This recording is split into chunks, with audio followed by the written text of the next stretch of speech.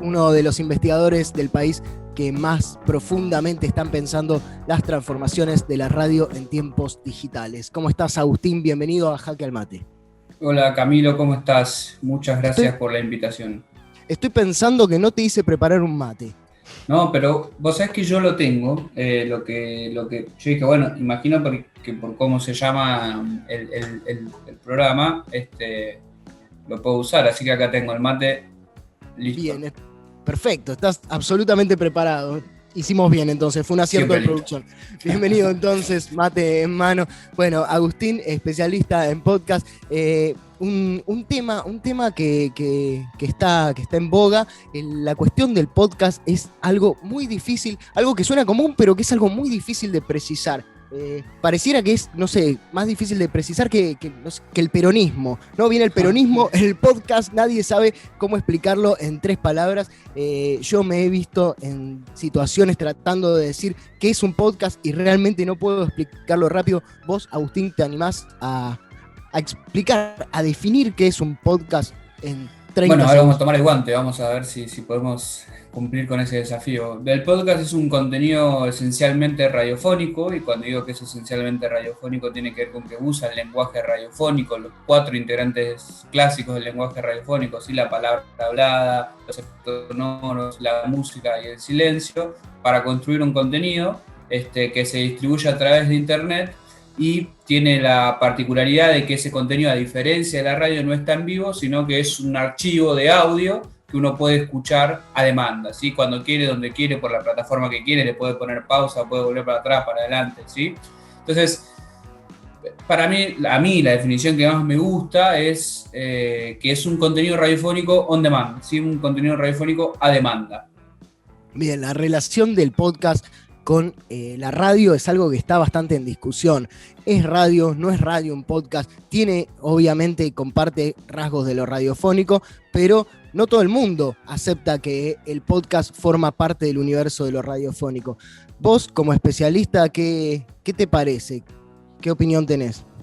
Para mí hay una relación que es fundamental y que es marcada, que tiene que ver con que el podcast es un contenido esencialmente radiofónico, por esto que te decía que comparte el lenguaje, comparte el soporte de la comunicación, es decir, comparte el sonido como forma de hacer llegar ese contenido, y comparte también, a diferencia de otras comunicaciones sonoras, como puede ser la charla por teléfono, la voluntad de ser masivo, ¿no? Es decir, de ser elaborado por alguien o por varias personas para llegar a un público masivo.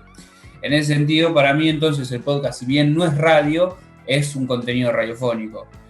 E incluso para mí esa es una definición que colabora y que es amigable tanto para el podcast, aunque muchos de los podcasters reniegan de su relación con la radio, como para la radio, que muchas radios y muchos productores o directores de radios reniegan del podcasting, porque los familiariza y los pone de cara al futuro o a la actualidad, mejor dicho, ya no al futuro, a la actualidad de los consumos culturales de una manera mucho más preparada, amigable, familiar.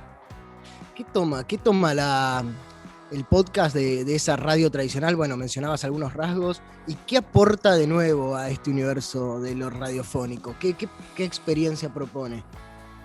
Bueno, para mí toma toda la experiencia que tiene la radio en la producción de contenidos sonoros masivos, ¿sí?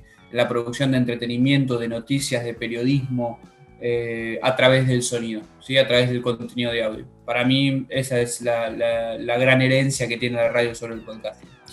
Y después, el podcasting le aporta muchísimo a la radio porque implica la principal forma de adaptación que tiene el medio radiofónico para una forma de consumo cultural que está muy instalada en buena parte de nuestra sociedad, que es la forma de consumo a demanda, ¿no? Digamos, el Netflix, el Spotify, el ponerle play a algo y verlo, escucharlo cuando nosotros queremos, por donde nosotros queremos.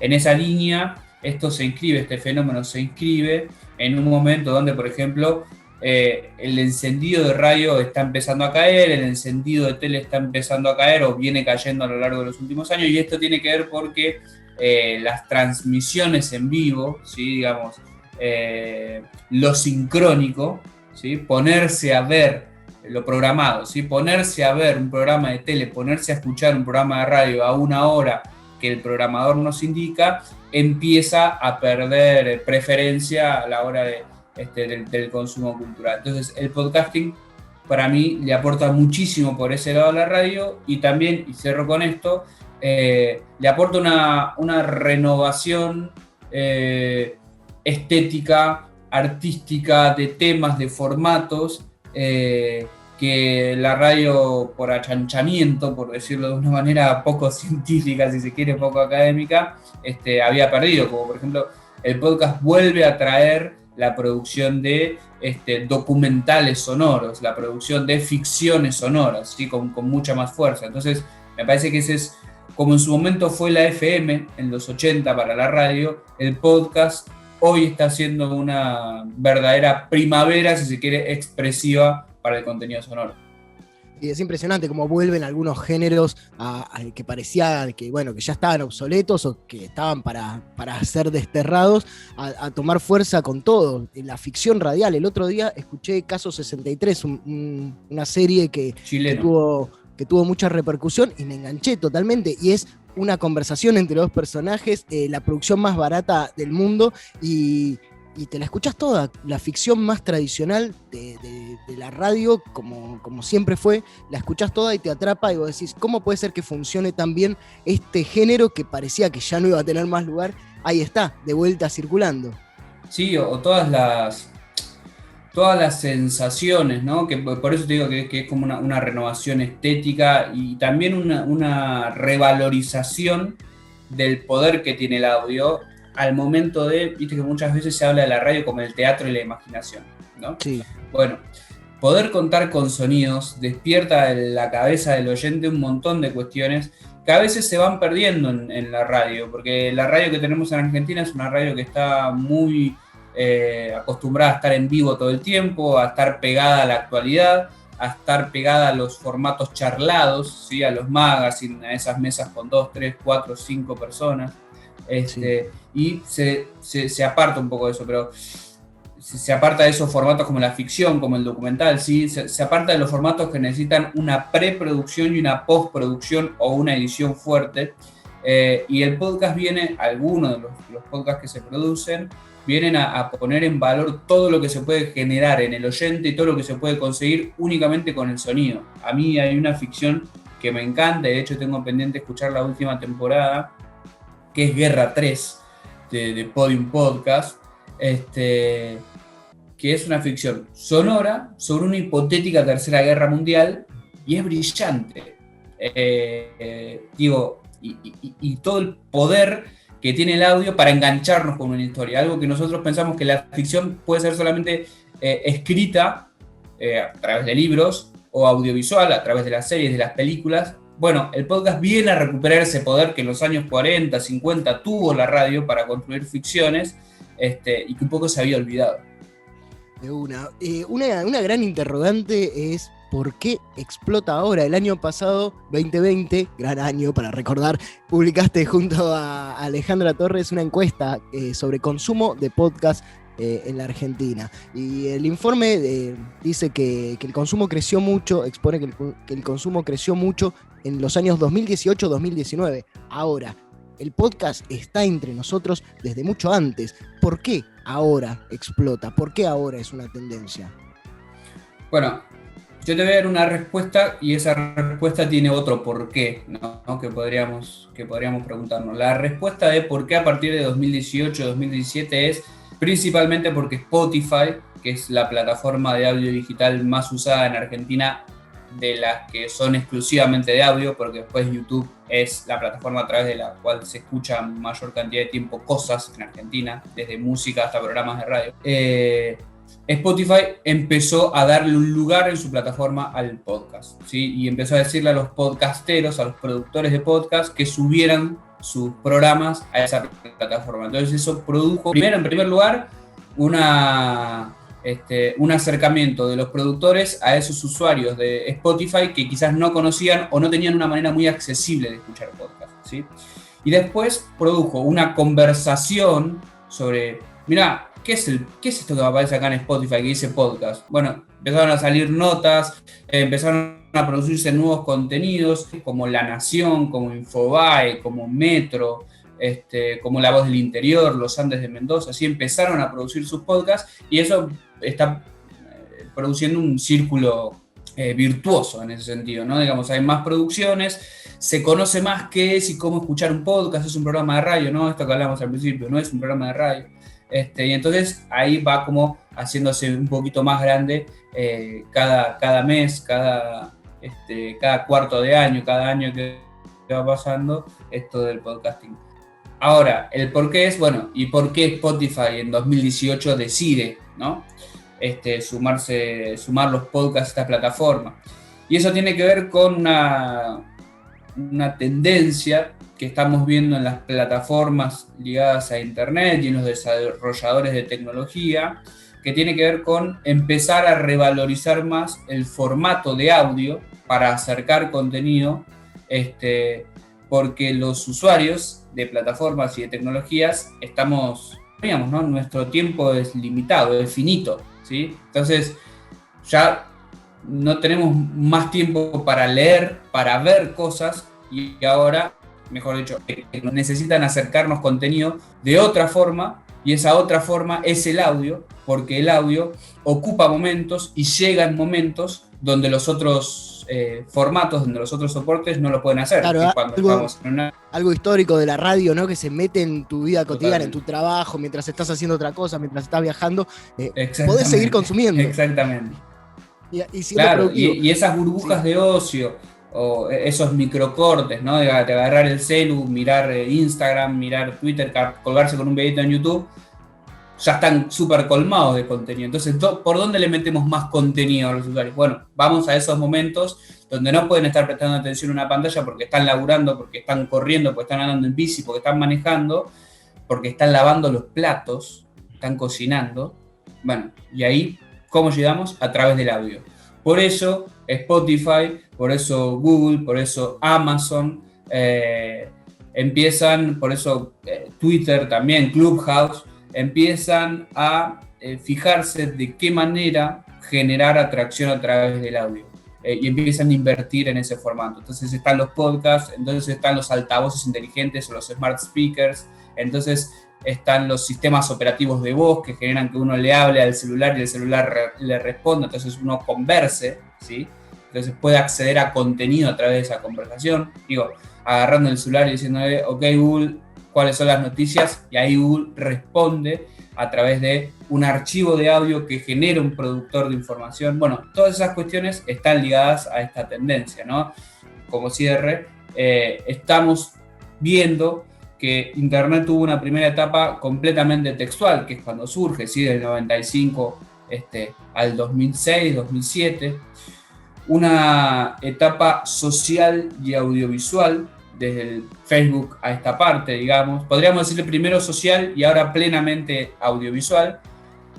Y estamos, desde mi punto de vista y de otros analistas, en un viaje, ¿sí? Todavía no estamos en esa instancia, pero estamos en un viaje hacia una Internet mucho más sonora, ¿sí? Con una prevalencia y una conexión de las personas con los dispositivos y con las plataformas a través de la voz, ¿sí? Estamos en un momento de estar empezando a buscar de qué manera revalorizar la comunicación oral. Bien, contundente. El que está diciendo todo esto es Agustín Espada, que es comunicador y especialista en podcast y radio digital. El podcast es una tendencia, claramente, es una tendencia mundial. ¿Hay alguna manera o algún estilo de hacer podcast argento, alguna tendencia que se imponga acá que no se da en España, en Estados Unidos, en México o en algún otro lugar? Bueno, te diría que no. Que no detecto algo que sea autóctono. Sí que acá anda muy bien porque estamos por nuestra forma de hacer radio muy acostumbrados a producirlo y también a escucharlo.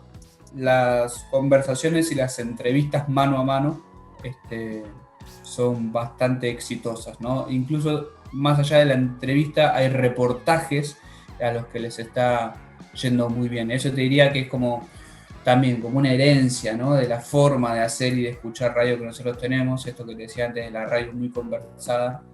Hay podcasts muy buenos y cada vez se hacen más de estas entrevistas de media hora, 40 minutos, o incluso reportajes, y acá pienso en el podcast que produjo Spotify el año pasado con el Bebe Contempomi, que era Lado Bebe, donde el tipo se iba, no sé, a Londres con Cucho Parisi de Los Auténticos Decadentes, y ahí hablaban de la vida de Cucho, pero ¿por qué se fueron a Londres? Bueno, porque me echaban cosas de los Beatles, ¿no? Entonces había toda una historia ahí detrás.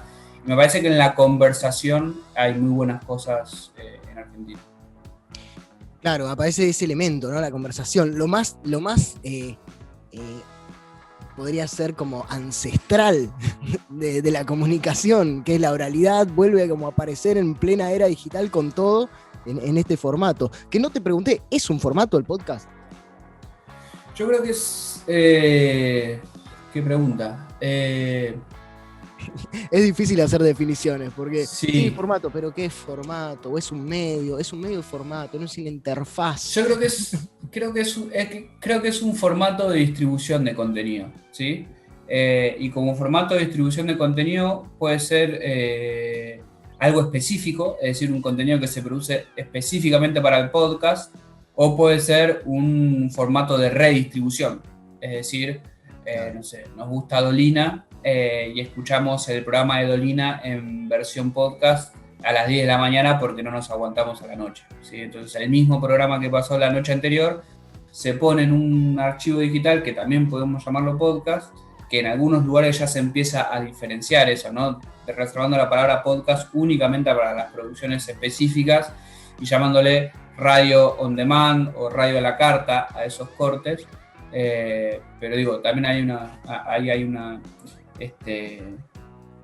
una acepción diferente del uso del podcast, ¿no? Me parece que podemos cerrar en que es un formato de distribución de contenido y que dentro de ese formato de distribución de contenido hay un montón de formatos y de géneros también.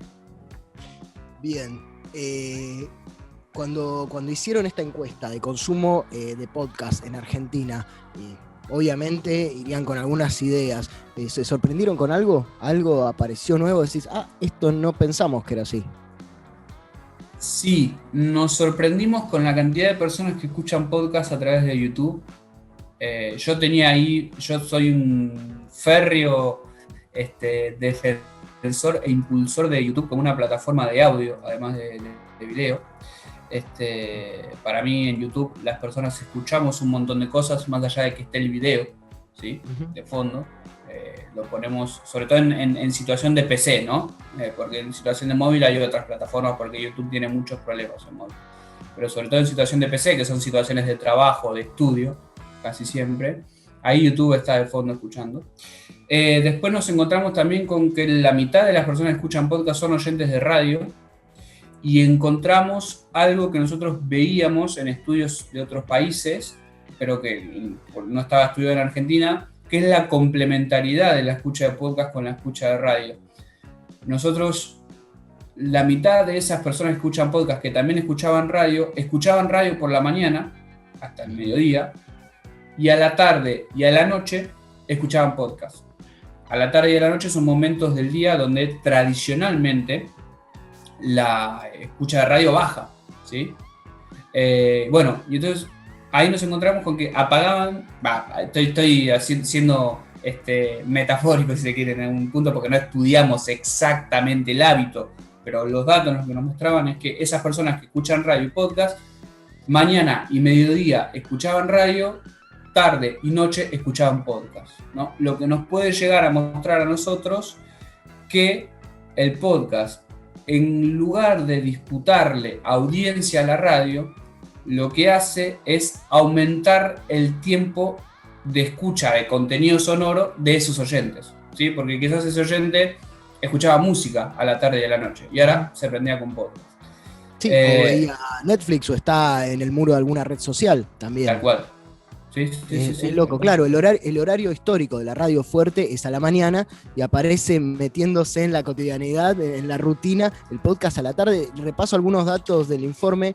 Dice, la mayoría del consumo se da también en transporte, ¿no? A la vuelta, mientras se va, mientras se viene, a través de un móvil, cuando se viaja, cuando se corre, y en el hogar. Mientras se cocina, está en segundo lugar el 38%. Sí.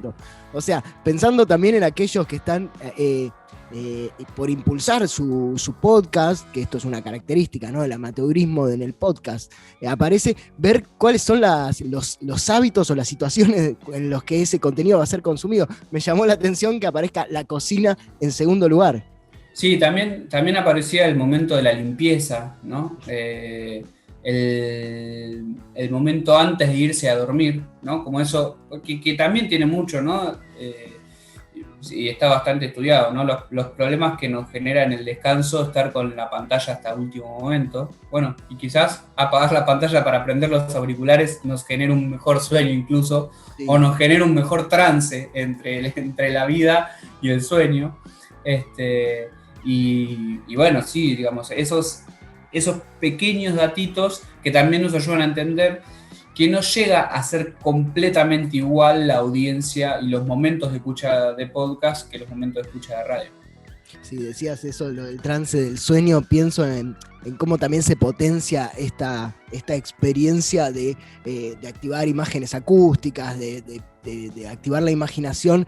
Todos los que escuchamos a Dolina bien tarde, atravesamos esa experiencia de medio quedarnos dormidos escuchando un programa de radio tardísimo a la noche y quizás vuelve a aparecer y en forma más potente, porque cuando uno está medio ahí con el silencio de la noche, con la tranquilidad, es una experiencia diferente la de conectarte al universo sonoro. O sea, es otra cosa, ¿no? Sí, hay un profe, investigador, teórico de la radio en nuestro país, que de los más prolíficos y los más interesantes, que es José Luis Fernández, que bueno, ha estudiado mucho la forma de comunicación y lo que implica escuchar radio, y él explica que la radio, a diferencia de los otros medios de comunicación, sucede adentro de nuestra cabeza. El sonido rebota adentro de nuestra cabeza y lo sentimos como adentro de nuestra persona, ¿sí? Es difícil de explicar, pero si nosotros nos ponemos a pensar de dónde sentimos que está el sonido cuando tenemos un auricular, el sonido está acá adentro nuestro. En cambio, cuando vemos una televisión, cuando vemos un celular, cuando vemos una pantalla, una computadora, está físicamente, claramente afuera, ¿sí? Cuando leemos un diario, está física y claramente afuera. El sonido tiene esa capacidad de generar el contacto tan cercano y tan personal, tan íntimo, y además rebota dentro de nuestra cabeza, con lo cual tiene una potencialidad, si queremos, psicológica, para despertar emociones, para despertar sensaciones, para despertar la imaginación también, que está muy piola para pensar esas potencialidades expresivas, ¿no? Bien, un saludo a José Luis Fernández, el profesor por ahí, que sí, que nos ha hecho andar este camino de la radio y que nos sigue enseñando cosas y nos llena de preguntas siempre. En Argentina acá la radio cumplió 100 años y ¿cuál te parece que va a ser el lugar del podcast en esta nueva radio que se está reformulando, ¿no? Ya, a mí me parece que va a ser como te decía, va a ser una herramienta, una excusa incluso también, si queremos, para recuperar cosas de la radio. Cuando en distintas charlas por el centenario, ¿no? Eventos, etcétera, a los que me habían invitado, yo proponía pensar los 100 años que vienen, o por lo menos los 10, 15 años que vienen, teniendo en cuenta qué puede recuperar la radio de toda esa experiencia que tiene. Y para mí el podcast marca claramente que los próximos 100 años, o por lo menos los próximos 20 años de la radio, van a ser mucho más parecidos a los primeros 30, 40 años del medio que a los últimos 20 o 30. Que vamos a recuperar muchas formas de contar a través del sonido que se fueron dejando de lado en el medio, que los actores se van a volver a acercar a la radio, que los documentalistas y los periodistas van a acercarse al medio de otra manera, pero que vamos a encontrar en la personalización de la instancia de consumo, y eso va a explotar, y ya está explotando, no solamente la vida personalizable del consumo radiofónico, del contenido radiofónico, sino también la vida social del contenido sonoro, ¿no? La circulación de los contenidos radiofónicos en redes sociales, me parece que el podcast va a empezar a vivir esas vidas intersticiales entre las plataformas, la radio, lo personal y lo masivo. Te cuento, me llega una pregunta de una compañera aquí de la red de medios de la UNRN que me pregunta por el mercado. Vos también has estudiado cómo se adapta o cómo se reformula o reconfigura todo este mercado de lo sonoro en relación a la irrupción de lo digital y las plataformas digitales. ¿Qué pasa con el mercado del podcast? O sea, ¿cuáles son los modelos de negocio? Y más concretamente, mi compañera me está preguntando, ¿cómo gano plata con un podcast? Bueno, ese es un temazo, ¿no? Porque actualmente no hay muchas formas de ganar plata. En Argentina no hay un mercado de podcast, eso está claro, está bueno aclararlo, ¿no? Porque tampoco vamos a generar falsas expectativas, sobre todo en lo que pueden ser estudiantes. Yo creo que hoy la principal forma de negocio, el principal formato de negocio y de financiamiento del podcasting en Argentina es la producción para terceros. Y esos terceros pueden ser plataformas, es decir, en Argentina se está produciendo muchas productoras están haciendo podcast para Spotify, para Podimo, que es una plataforma de origen europeo, para Amazon, para Himalaya, que es otra plataforma de origen norteamericano. Y la otra es la producción para marcas, ¿no? Para auspiciantes, que se sientan con un productor, con una productora de podcast y dicen, mira, nosotros queremos transmitir estos valores, estas ideas, este producto a través de una historia y queremos hacer un podcast. Esa es la forma más masiva, si se quiere, o la principal fuente de ingresos que tienen hoy los productores de podcast, teniendo muy en claro que son muy poquitos los que logran generar un ingreso y sostener la producción en el sentido de que todos cobren su parte, ¿no? En la producción de podcast. Imaginémonos que el mercado publicitario ha tenido un muy mal año en 2020, que se ha acelerado el proceso de digitalización de la publicidad, por lo tanto hay ahí una oportun crisis, ¿no? Dirían los sabios, en el sentido de que, bueno, se han digitalizado los presupuestos publicitarios y el podcast dentro de esos contenidos digitales tiene un lugarcito muy pequeño, pero empieza a pujar. Por lo tanto, mi respuesta sería, no hay un mercado del podcast en Argentina, sí hay mercado del podcast en Estados Unidos, en Brasil, en España, en el Reino Unido, en Alemania. Por lo tanto, yo no soy muy optimista en el corto plazo, pero sí en el mediano plazo de que podamos profesionalizar y generar más ingresos con la producción. Pero, mira, para mí el podcast a los estudiantes o a los productores es una muy buena carta de presentación.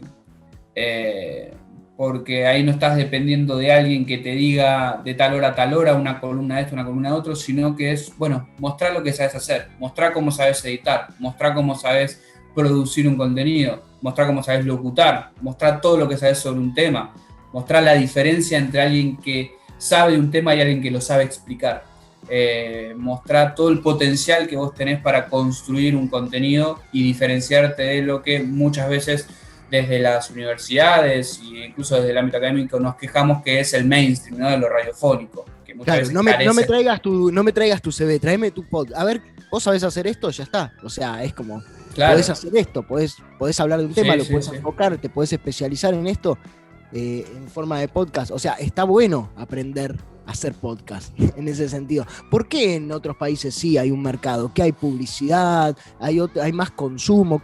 ¿Qué otras variables entran en juego?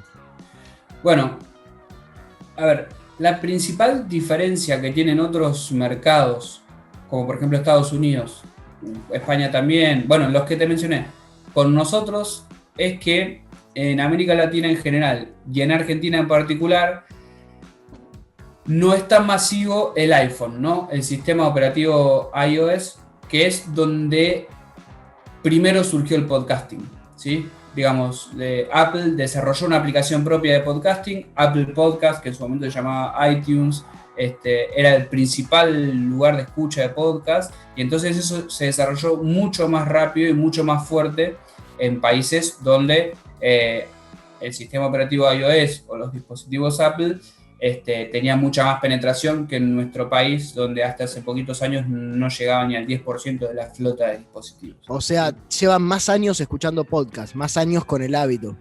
Llevan más años escuchando podcast, llevan más años sabiendo que es un podcast y por lo tanto también llevan más años probando y errando, básicamente, ¿no? En la producción. Después, bueno, con Estados Unidos la cuestión es incomparable, ¿no? Porque estamos hablando del máximo, del mercado de entretenimiento más desarrollado del mundo, ¿sí?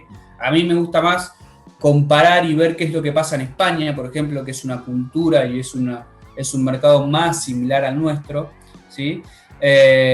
Y ahí lo que ya está pasando en España es que casi todos los diarios, casi todas las radios tienen sus producciones de podcast y en Argentina no, ¿sí? En Argentina eso recién se está desarrollando. Muchas radios todavía reniegan del podcast. Para mí hay un problema central en el mercado argentino que tiene que ver con que las radios siguen pensando que únicamente tienen que producir radio en lugar de producir contenido para todas las plataformas a través de las cuales se escuchan cosas, y voy a ser bien genérico en esto, se escuchan cosas, y por lo tanto hay menor conocimiento en Argentina, tanto en el mercado publicitario como en las audiencias de lo que es un podcast. Entonces hay que hacer todavía un caminito muy duro, porque es un caminito sin ingresos, básicamente es sembrar para cosechar después, de conocimiento, de producción de contenido, ¿sí? Y hay otra cuestión que para mí es importante, que es que el grueso de la producción en Argentina de podcast todavía se parece mucho a la radio, ¿sí? Entonces, ¿por qué se parece todavía mucho a la radio? Porque los formatos que no se parecen tanto a la radio, los documentales, las ficciones, son más caros. Entonces, sin ingresos, ahí sí es como un círculo vicioso, no virtuoso, ¿no? Pero bueno, es un círculo vicioso que se está transformando en virtuoso a medida que las plataformas empiezan a invertir. Digo, por ejemplo, este año va a haber más famosos o más influencers, si se quiere, haciendo podcast. Entonces eso va a impulsar el conocimiento, ¿sí? Que se acerquen influencers va a acercar marcas, que se acerquen medios va a acercar marcas. Nada, estamos, como te decía antes, en un proceso bien incipiente de desarrollo, ¿sí? Por eso todavía no hay un mercado. Y tenemos para mí en el reflejo de lo que está sucediendo en España, lo que van a ser los 4 o 5 años que vienen para el podcasting en Argentina. Bien ahí, Agustín Espada, entonces en Jaque al Mate me queda solamente preguntarte por el mate en tu vida, Agustín, el mate que no te tomaste ni uno. Sí, me fui tomando de a poquito, intenté no hacer mucho ruido, pero... No, pero está bien, hay que tomarse un ratito para tomarse un mate, mates virtuales por aquí. Contame un cachito cómo se mete el mate adentro de tu vida y de qué forma. Bueno, a través de mis viejos, obvio, compartir los primeros mates con mi viejo y con mi vieja. Mi viejo es de esos que se levantan y lo primero que hacen es poner la pava y tomarse unos mates, así que esos fueron mis primeros mates. Y después es compañero, sobre todo a la mañana, de laburo. Soy mucho de tomar mate solo, porque el laburo de investigación, y sobre todo en el último año, ¿no? Es bastante solitario. Entonces tengo mi mate acá con la cara de mi perro, que está muy bueno. ¿Es la cara de tu perro posta o es un perro que representa? No, es la cara de mi perro. Mandé una foto y me personalizaron el mate con la cara del perro, un labrador marrón Ragnar. Y bueno, nada, es compañía desde las 9 hasta la 1, 2 de la tarde, ahí, y después a la tarde también, ¿no? Tipo 6, 7 retomo con el mate. Yo soy de los que toman con un poquito de azúcar porque tengo problemas con los amargos y la acidez, pero nada, me parece que... Y además, para mí no hay mejor tradición que poner a circular un mate, ¿no? Para mí compartir el mate es una de las cosas, o incluso con mis viejos, cuando lo voy a visitar, que cada uno toma su mate, no es lo mismo. Muchísimas gracias por pasar por acá por Jaque al Mate y bueno, nos seguimos encontrando virtualmente y quizás próximamente en forma presencial, ojalá que pronto. Ojalá que pronto. Muchísimas gracias por la invitación, Camilo, un gustazo la charla. Te seguimos leyendo, Agustín, un abrazo. Otro.